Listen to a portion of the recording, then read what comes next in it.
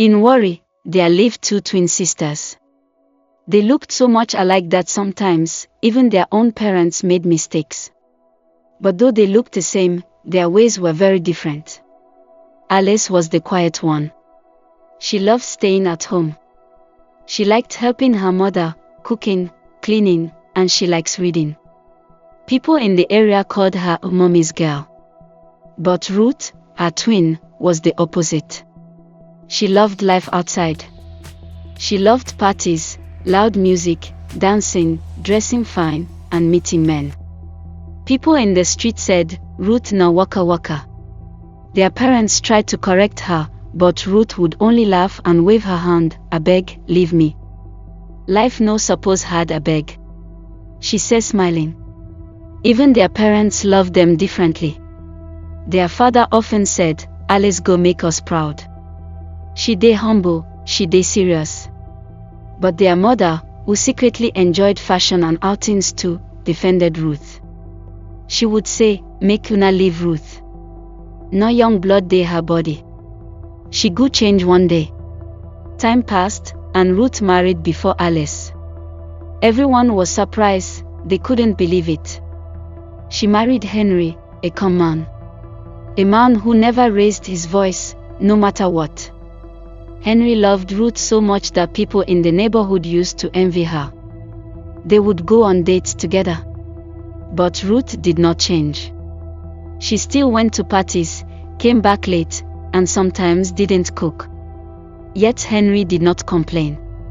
He would wake up before her every morning, sweep the compound, wash plates, boil water for tea, and even fry eggs.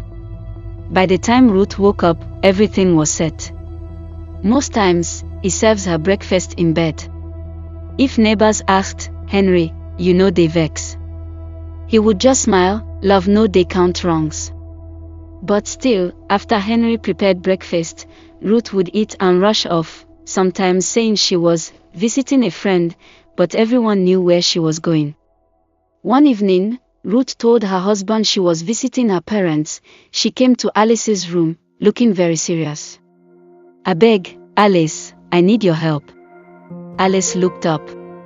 "Which kind help again?" "Just this weekend. Only 2 days. I want go see someone, but Henry no suppose no. I want you to switch with me. Pretend say you be me. You know say we resemble, nobody go know abeg. Act like say you be me." Alice was shocked. "Ruth, how you fit talk that kind thing? You want make I deceive your husband?" Ruth begged and begged. "Abeg no, just Saturday and Sunday. By Monday, I go return. Nothing go happen. Not only small walker." Alice refused at first. But Ruth cried and knelt down. "Please, help me this once." After much pressure, Alice agreed. Ruth even laughed and said, "If Henry won't touch you, no worry, just allow him. I no even love him like that." Alice was shocked, but she kept quiet. So, on Saturday morning, Alice moved into Ruth's house to act as her. She tried her best to behave like her sister. When Henry woke up, ready to start his chores, he was surprised. The compound was already swept. The dishes were washed. Breakfast was ready on the table. He smiled. "Babe, wetin happen? No your birthday." Alice, pretending to be Ruth, just smiled. "Nothing. I just feel like doing it." Henry was surprised. He even told her, "You look different today." Alice just laughed it off. That night, when Henry tried to cuddle her, Alice shifted away. "I'm tired." Henry, being a gentleman, did not force her. He simply turned and slept. Days passed. Alice kept calling Ruth to ask when she would return. Ruth always said, "Tomorrow, tomorrow, tomorrow." Alice grew worried. On the 4th day, Ruth's phone stopped going through. Alice called again and again. No answer. One night, as Alice sat quietly in the living room, her phone buzzed. She picked it up, Alice felt her legs grow weak, her hands shaking, her chest heavy. And what she read shocked her to the core.